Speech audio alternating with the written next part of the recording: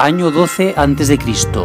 Un joven íbero de Lésera, al sur del río Ebro, llega a Roma para formarse como orador y poeta.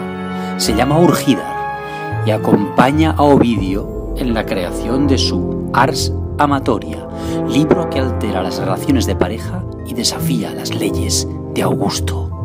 Amor contra Roma. Esta novela desvela las claves de un enigma de 2000 años. El exilio del poeta más influyente de la historia, Ovidio, decretado por el gobernante más poderoso del mundo, el emperador Augusto.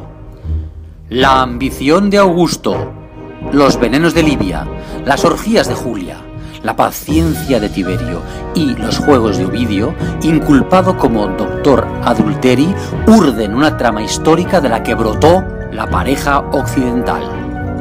Roma, año 2 a.C. El poeta Ovidio publica Ars Amatoria, obra que canta al sexo festivo y al orgasmo compartido, y que el emperador Augusto interpreta como una peligrosa amenaza contra el buen gobierno de Roma.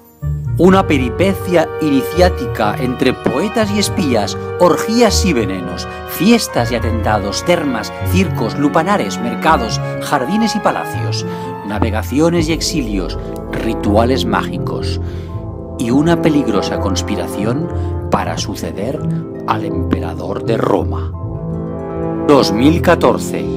2000 años después de la muerte del emperador Augusto, aparece la novela Amor contra Roma.